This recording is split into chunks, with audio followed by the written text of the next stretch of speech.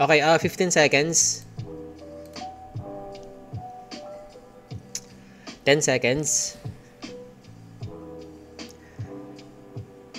Okay, gusto kong gawin niya to. Okay. Okay, i-move natin yung entry natin, guys. Okay, I'm long again 10 micro contracts 491. Sorry, naka-buy limit ako.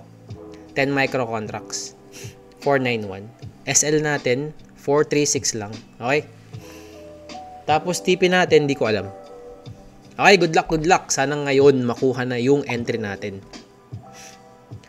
Okay, so meron tayong 15 minutes para maging successful yung trade na to. Ito lang yung pinaka nag-make sense, guys. Promise. Ito lang talaga. Wala nang nakikita. Win or lose, one trade lang tayo. Mahirap yung market. Sabagay, kahit na mamadali yung market, one trade lang naman talaga tayo eh.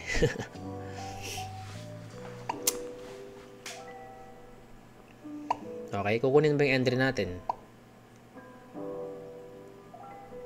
Tapos,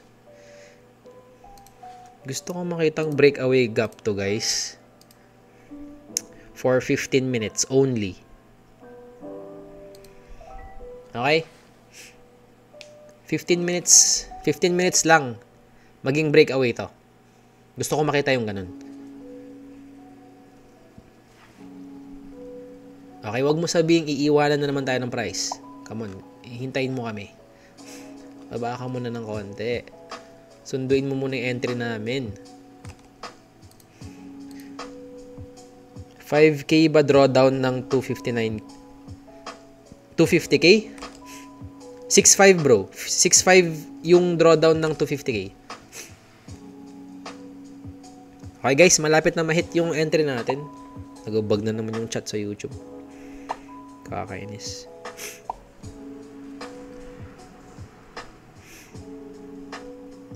Okay, first trade ng funded account natin, panalo ba or talo?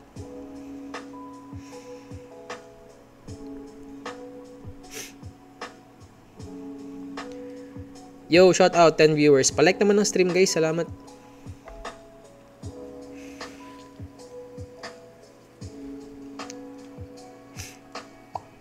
Okay. Grabe. Huwag ka muna tumaas. Hintayin mo kami. Feeling ko, no, saka lang makukuha yung entry ko pag nag-open yung bagong 5 minutes candle. Feeling ko lang. Ala, nag-back na naman. Hindi ko talaga alam, guys, ba't ganito yung mouse ko. Magkiklik lang ako, tapos bigla siya magbaback. Okay. Sorry. Sinisipon pa rin ako.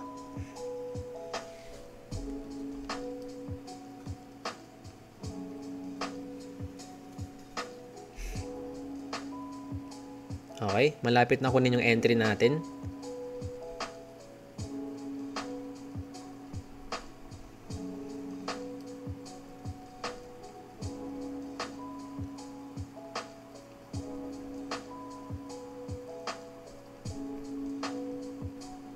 Tapos malapit na rin mag-open yung bagong 5 minutes candle.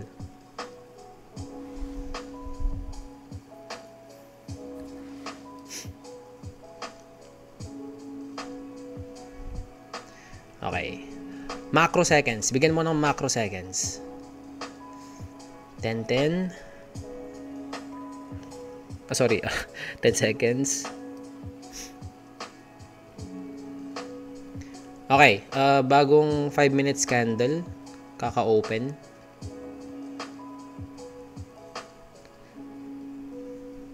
Okay. Malapit na kunin yung entry natin. Bili na raw ng bago. Grabe naman.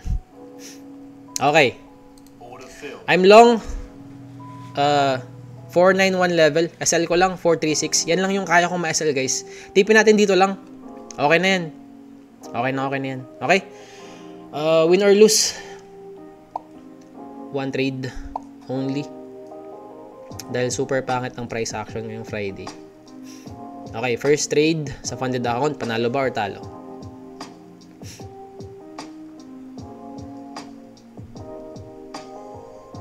Ina-expect kong talo na to guys kasi yung price action, dinidecrease niya yung win rate natin.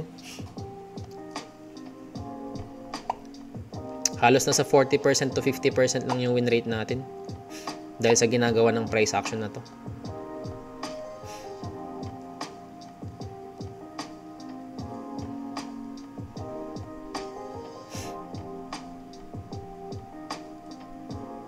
Okay, first layer of defense na violate na, second layer SL. Oy, bakit ganun? Hindi lahat na SL. Merong natirang 2. Merong natirang 2 micros guys, oh. Out ko na 'yun. Inout ko na 'yun. Hindi lahat ng SL ko nakuha. Nakita nyo 'yun? Wait lang, lagyan ko ng linya. Yan, ito yung SL ko kanina. Wait lang. Dito. Yan, dyan lang. Yan, dyan lang. Tapos, hindi lahat ng contracts ko nakuha. Paano nangyari yun? Okay lang. Mas maliit yung loss ko. Pero, ina-expect ko kasi pagka-hit niya ng SL ko, lahat ng micro contracts ko makukuha niya. Okay guys, first trade sa funded account, SL tayo. Okay lang yan. okay lang yan. Tapos ang Friday. Okay? Edit tayo. Wait lang. Negative. Saglit. 952.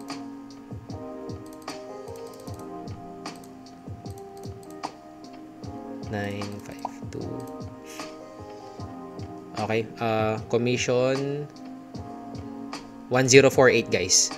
1048. Negative tayo. Negative 1048. Edit. 1048.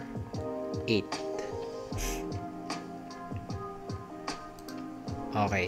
Wait lang guys saglit. I-double check ko lang. Tapos, 9 wins, 3 losses. 3 losses na tayo. O, diba? Sabi sa inyo, pag Friday talaga mahirap. 3 losses. Okay. Wait lang, i-double check ko lang.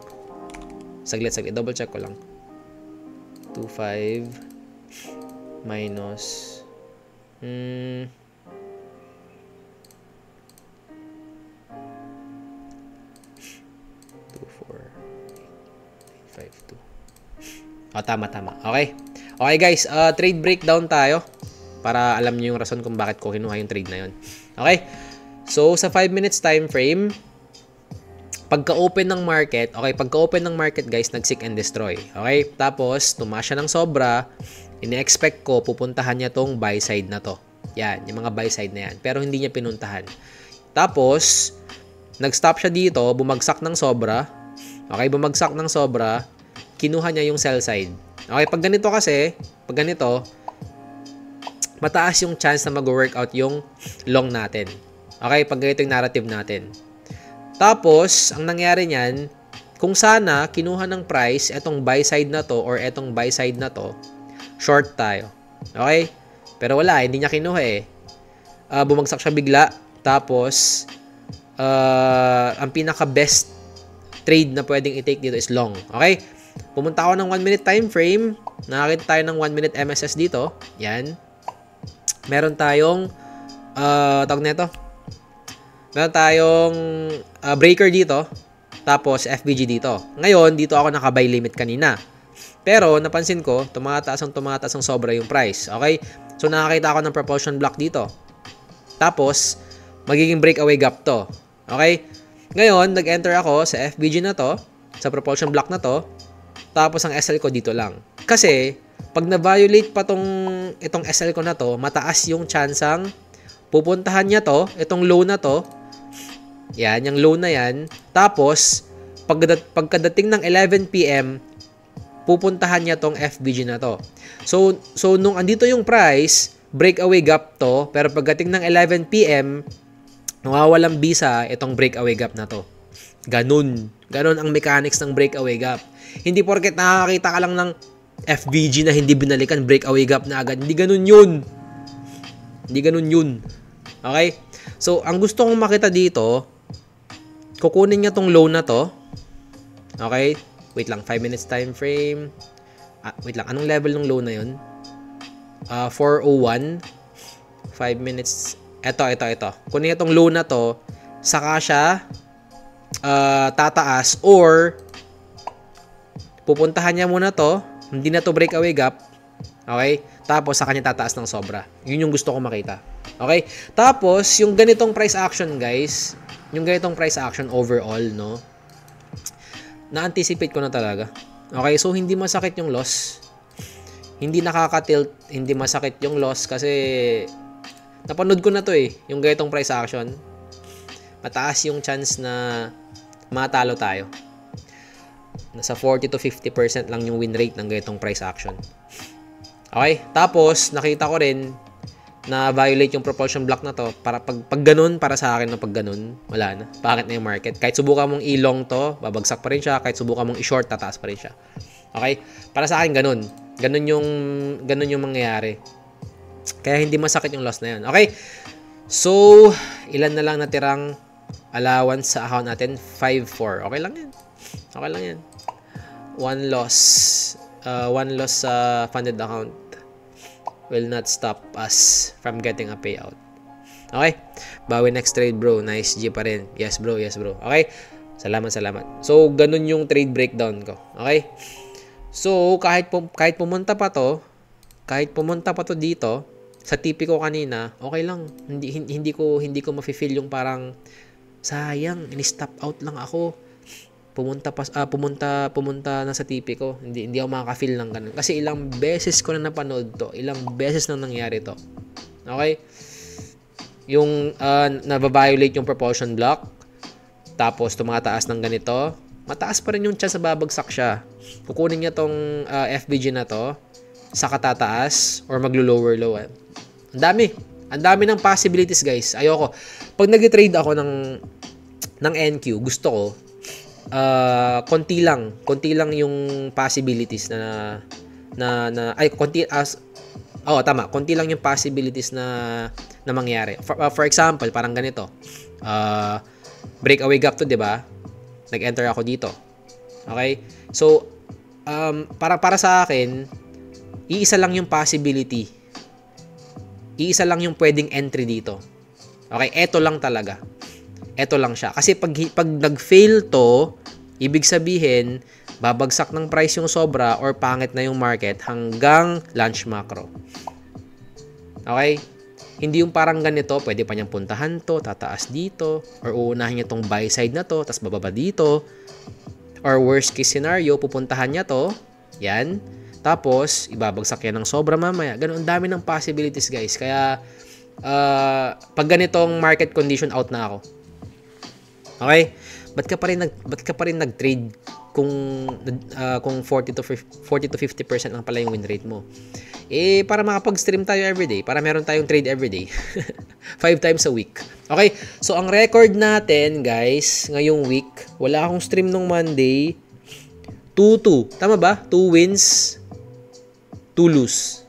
Not bad. Diba? Not bad. Ito yung sinasabi ko sa inyo, guys. Yan. Hindi ko na pwedeng i-move pa yung SL ko dito.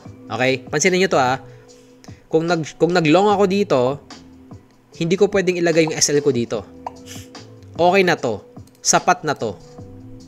Yan, sapat na yung area na to. Kasi pag na-violate pa yan, mataas yung tsansang pupuntahan etong low na to. Okay? So, gusto kong makita na makuha tong low na to. Gusto ko lang mag-prove ng point. Okay, hintayin natin. Uy, nag-workout yung trade ko sa Forex.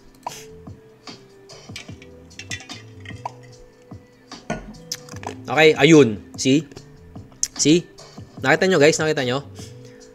Yung pag-place ko ng stop loss, I saved myself. Okay? I saved myself sa malaking loss. Uy! Ba't hindi gumagalaw yung NQ? Pero gumagalaw yung ES. Ayun. Okay na. O, diba, guys? Nakita nyo? Panoorin nyo yung price action ngayon. Gusto kong makita nyo yung price action ngayon. Nagre-recharge pala yung allowance pag nagka-win. Yes. Exactly. Okay, guys. Tingnan nyo. O, diba? Pag dito kasi yung loss ko, aabutin to ng 1.5 or 1.8 USD. Kaya valid na to. Pansinin nyo maayos, O. Bumagsak yung price dito. So, nung bumagsak yung price dito, mataas yung chance ang pupuntahan niya to, di ba? Pero hindi. Pumunta pa siya dito, kumuha siya ng mga naka-short na traders. Okay? So, sa part na to, may mga nag-long. Sa part na to, may mga nag-short. Lahat sila wiped out. Okay? Lahat sila wiped out.